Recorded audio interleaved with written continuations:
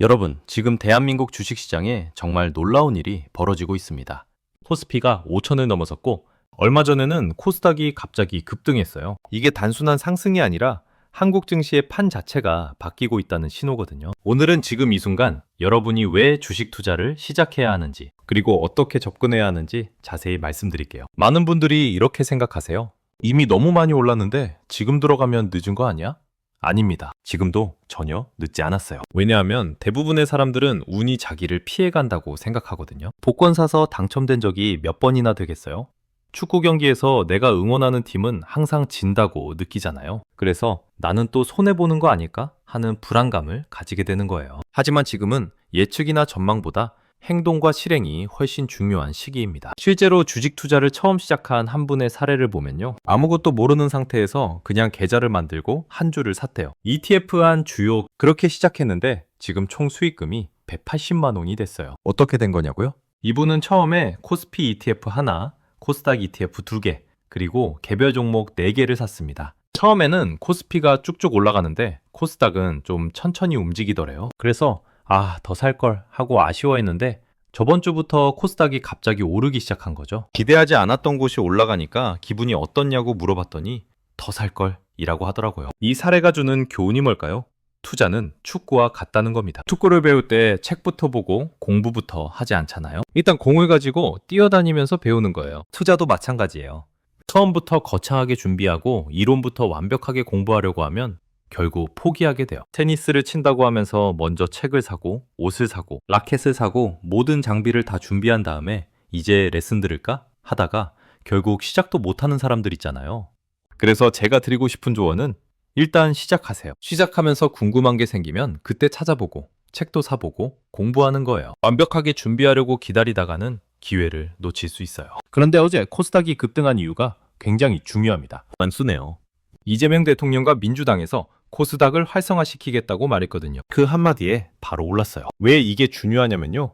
한국 자산시장에서 정책과 정치의 말이 먹히기 시작했다는 거예요. 예전에는 아무리 정부에서 뭐라고 해도 시장에서 믿지 않았어요. 에이 설마 하면서 반신반의했죠. 그런데 지금은 달라요. 코스피 5천 얘기했는데 진짜 가고 있잖아요. 그러니까 이제는 정부가 코스닥 얘기하니까 진짜 코스닥이 오르네? 라고 신뢰하기 시작한 거예요. 정책의 신뢰를 시장이 받아들이기 시작했다는 게 엄청나게 중요한 신호거든요. 미국을 보세요. 미국 주식시장에서 가장 정책 신호가 잘 먹히는 게 연준이잖아요. 연준 의장이 한마디만 해도 주가가 확 움직여요. 그런 신뢰감이 지금 대한민국 정부에 생기고 있다는 거예요. 투자자들이 정부를 신뢰하기 시작했어요. 이 신뢰를 만드는 게 제일 어려운 건데 드디어 그게 만들어진 겁니다. 특히 코스피가 오를 때 상법 개정도 하고 대통령이 직접 코스피 5천위원회를 만들어서 서포트하는 걸 우리가 다 봤잖아요. 설마 진짜 가겠어? 했는데 진짜 갔어요. 그러니까 이제는 믿게 되는 거죠. 여기서 한 가지 더 중요한 게 있어요. 코스닥이라는 시장의 특징을 이해하셔야 해요. 코스피가 대형주 중심이라면 코스닥은 기술주와 첨단 테크 회사들이 많거든요. 이런 회사들은 원래 정책 민감성이 더 높아요. 그러니까 정부가 신뢰를 얻은 상황에서 코스닥 활성화를 얘기하니까 더 빠르게 반응한 거예요. 지금 코스닥은 겨우 1000포인트예요. 많은 분들이 코스피는 2500에서 5000까지 갔는데 하시는데 코스닥 1000포인트는 사실 창피한 얘기지만 원본이에요. 코스닥 시장이 시작한 지 수십 년이 됐는데 아직도 원점이라는 거죠. 그런데 이제 정부에서 코스닥 3000을 목표로 제시했어요. 지금부터 3배라는 게 쉬운 숫자는 아니지만 지금까지 제자리에 있었다는 게 더 이상한 거예요. 코스닥 시장이 중요한 이유가 뭘까요? 스타트업이나 새로 창업하는 분들이 코스닥을 목표로 하거든요. 내가 회사를 잘해서 코스닥에 상장해야지. 이게 관문이에요. 그래서 코스닥 시장이 활성화되면 스타트업도 많아지고 산업의 활성화가 굉장히 빨라질 수 있어요. 다만 한국 코스닥의 약점이 하나 있어요. 분목들을 잘 보면 실적이 받쳐주지 않는 회사들이 많거든요. 미래가치라는 이름으로 예전에는 장난을 많이 쳤죠. 솔직히 말하면 사기도 많이 쳤어요. 돈 쪽 빼먹고 도망가는 경우도 있었고요. 그래서 이재명 정부와 민주당에서 어떻게 신뢰를 한 단계 더 높일 건가가 중요해요. 제가 제안하고 싶은 건 좋은 기업만 따로 떼내서 다른 지수를 만들자는 거예요. 코스닥에 삼성을 만들자는 거죠. 지금 일부에서는 나쁜 기업을 코스닥에서 퇴출시키자는 논의도 있는데 그건 네거티브 방식이잖아요. 자산 시장을 진짜 움직이려면 때리는 게 아니라 사람들이 오게 끌어당겨야 해요. 그런 측면에서 좋은 기업들을 따로 편출해서 지수를 만드는 게 훨씬 좋은 방법이에요. 만약 그런 지수가 생기면 저는 거기에 몰빵할 겁니다. 3배 이상 갈 수도 있거든요. 지금 한국 주식시장은 순환매가 일어나고 있어요. 무슨 말이냐면 반도체가 오르면 다른 종목들이 따라붙고 여기 올랐다가 저기 오르고 하는 거예요. 이게 굉장히 좋은 신호예요. 왜냐하면 돈이 시장 안에서 계속 움직인다는 거거든요. 여기서 조금 벌어서 저기 투자하고 다시 돌아가고 하는 순환이 일어나는 거죠. 다만 초보 투자자분들은 조심하셔야 해요. 이런 순환 매장에서 잘못 투자하면 갑자기 힘들어질 수 있거든요. 그래서 철저하게 실적을 중심으로 보는 종목에 투자하셔야 해요. 아무리 다른 사람이 돈을 벌어도 내 종목이 안 오를 수 있어요. 그래도 괜찮아요. 실적이 좋은 회사면 언젠가는 오르거든요. 여기서 제가 정말 강조하고 싶은 게 있어요. 절대로 비교하지 마세요. 내가 가지고 있는 게 안 오른다고 팔아서 오르는 걸 사면 어떻게 될까요? 마치 두더지 잡기 게임 반대로 하는 거예요. 이걸 전문 용어로 판기라고 하는데요.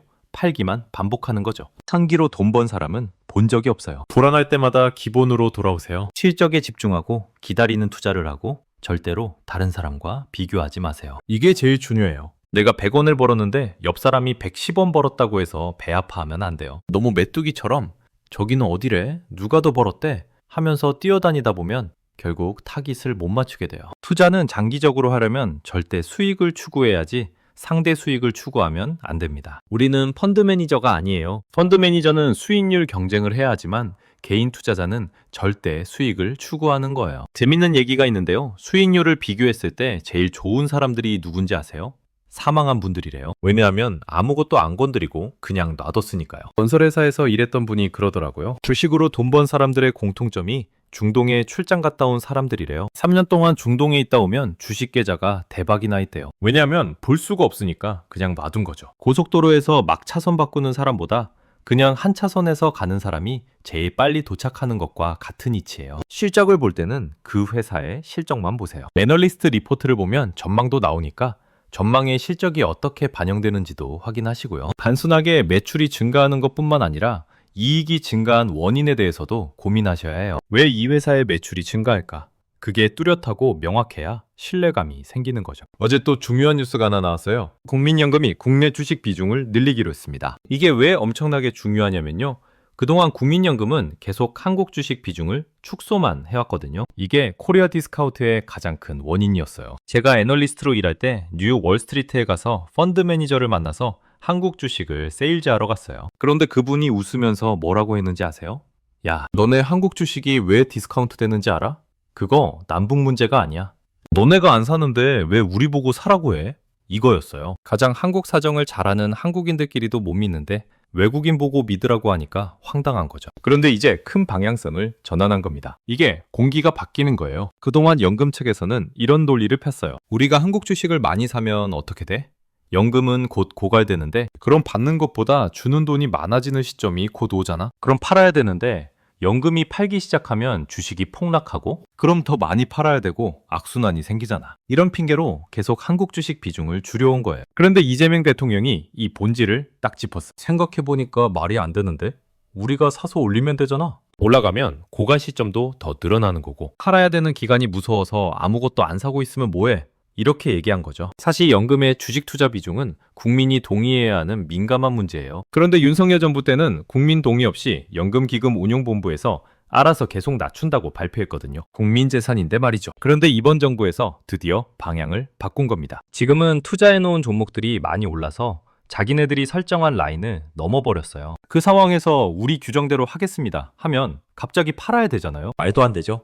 그래서 지금보다 비중을 늘리겠다고 한 거예요. 이게 기후가 바뀌는 거예요. 주식시장에 대한 이해도가 없는 리더가 되면 막연한 두려움이 있을 거예요. 국민연금 돈을 아껴야 하는데 주식 같은 고위험 시장에 투자했다가 돈 날리면 어떡하지? 안전한 곳에 투자해야 되는 거 아니야? 이렇게 생각하는 거죠. 그런데 주식시장을 잘 아는 이재명 대통령은 아니 그럼 같이 끌어올리면 되잖아. 우리가 그렇게 할 수 있어. 정부가 받쳐주고 기금도 받쳐주면 같이 올라가 라고 자신 있게 말하는 거예요. 그래서 지금 모든 국민의 자산이 증가하고 있는 겁니다. 연금도 올라가고 개인 투자자들도 수익을 내고 있어요. 의미 있는 변화죠. 마지막으로 최근에 일어난 흥미로운 일을 말씀드릴게요. 캐나다에서 현대차가 공장을 짓기로 했는데 트럼프가 갑자기 SNS에 25% 관세를 부과하겠다고 올렸어요.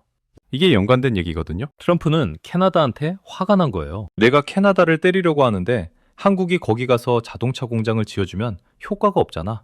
이런 거죠. 이 문제를 이재명 정부가 어떻게 풀어내느냐가 앞으로 굉장히 중요할 것 같아요. 만약 이 문제를 잘 풀어낸다면 한국 주식시장에도 엄청난 모멘텀이 될 거예요. 전 세계가 주목할 겁니다. 한국이 미국과 캐나다 사이의 문제를 어떻게 풀까 하면서요. 지금 정부에서는 정책실장이 회의를 하고 상무장관이 움직이고 있어요. 김민석 총리가 미국에 다녀온 것도 어쩌면 이것과 관련이 있을지 몰라요. 대통령이 총리를 직접 미국에 보냈다는 건 정말 중요한 일이 물밑에서 벌어지고 있다는 거거든요. 이런 큰 흐름들을 여러분이 다 알 필요는 없어요. 다만 지금 공기가 바뀌고 있다는 걸 느끼시면 돼요. 계절이 바뀌듯이 한국 주식시장의 분위기가 완전히 달라지고 있어요. 정부는 코스닥을 살리기 위해 좀비 기업들을 퇴출시키고 좋은 기업만 남기겠다고 했어요. 그럼 남아있는 기업들의 가치가 더 올라가겠죠? 지금이 바로 투자를 시작할 적기입니다. 늦었다고 생각하지 마세요. 일단 시작하세요. 작은 금액으로 시작해서 하나씩 배워가시면 돼요. 실적 좋은 종목을 고르고 비교하지 말고 기다리는 투자를 하세요. 그러면 여러분도